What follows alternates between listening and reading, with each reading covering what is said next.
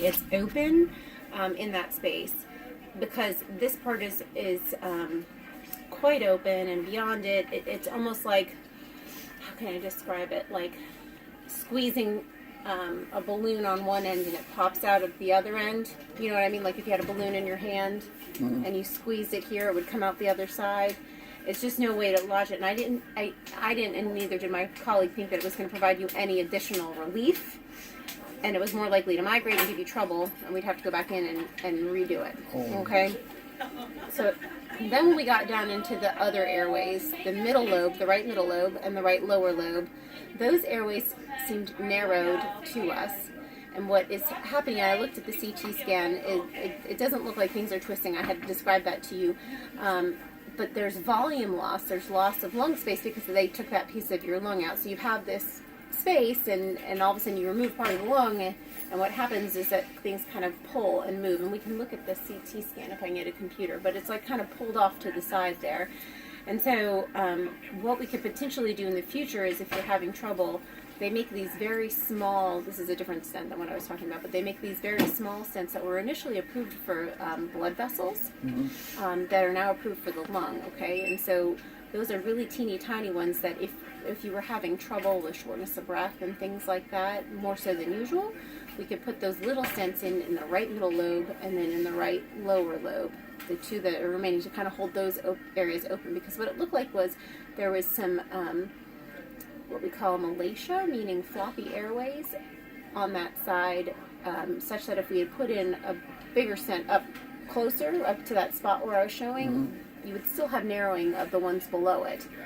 And so that's kind of, malacia can happen when you have COPD, which you've had for a while.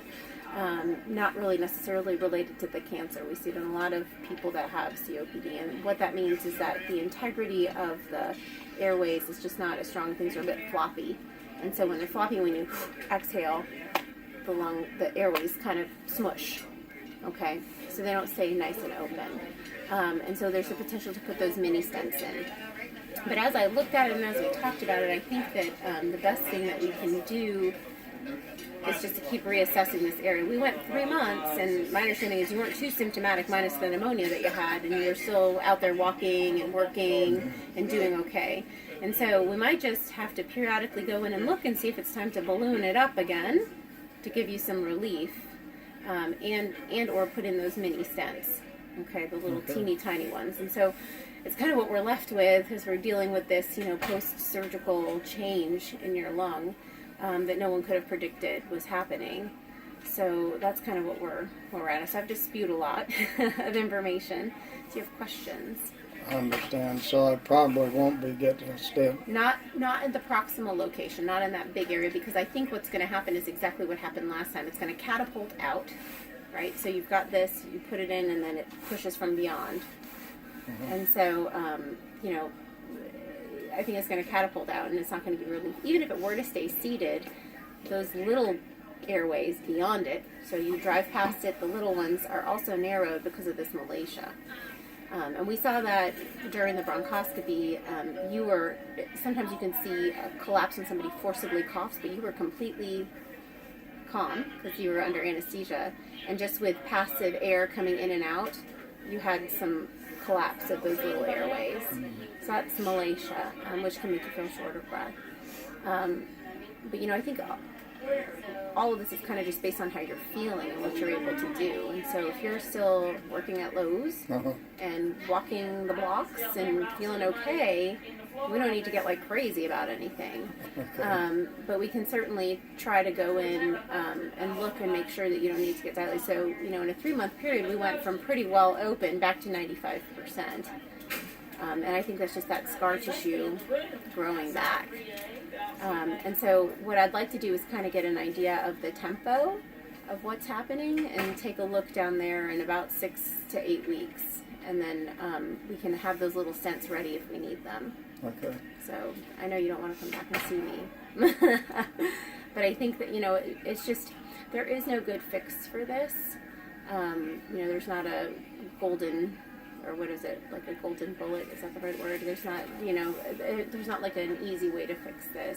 And it, we take some clues from the transplant literature. So people that have lung transplants can get these stenotic areas, especially in the lower lobes, and they'll put these little itty bitty stents in to try to hold them open. And so that might be something that we could do for you. But again, I don't want to do anything unless you are really feeling short of breath. Okay. And so, am I wrong? You've like been okay. Yeah. We could keep postponing because we don't have the right equipment. Stuff happens, and every time I hear, they say, "Oh, he's feeling fine." Unless I overexert myself, Right. then of course. So define overexert. What does that mean for you? Pushing the heavy machinery for 200-300 feet. Okay, like it's not on automatic. You're like pushing. Yeah. Okay, that's tough for most folks. So the fact that you're able to do that is good. But if you're just, wandering around, not wandering, but let's say you just go out for a walk, do you feel okay? Or do you don't have to stop because you're short of breath? No, I can keep going. Okay, well, so that to me is the best indicator. And it's nice that we opened this up because you were getting to the point where it's going to be critical, but I don't know that we need to get overly zealous because as you saw with the last stent, there can definitely be issues, right? Like vibration, it makes for a nice bracelet, but not necessarily, something that you want to keep doing. Unless you have to, right? So I think that would probably be my guide as to when we intervene is when you're feeling short of breath. And when you go home today, or the next time you're at work and you decide you're going to push that machine 200, 300 feet, see if it's gotten any better. I should. I mean, it's wide open now. Yay! So it's nice and open. But as long as you're able to do the things you like to do and you're not not going to the store because you can't breathe or you're not, going out because you are worried about breathing, then I would say you're doing better than most, even with the severity of your COPD and you're on all your inhalers. So, I honestly, we shouldn't do it just because we can. We should do it because you need it.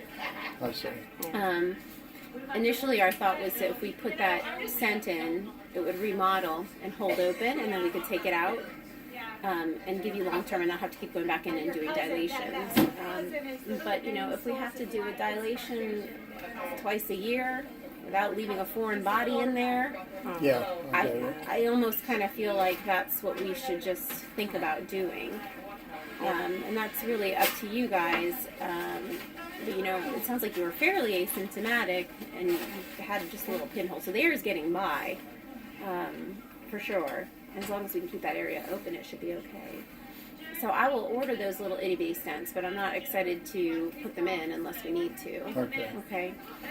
So I'm thinking we probably will have you back in February, like mid-February, and just take a look and see if we need to dilate again. That means going back Just down. going, but we would just do it in the bronchoscopy suite. I'd have anesthesia there, but we'd go back down and take a look. Yeah. Okay. Okay. You do better with anesthesia.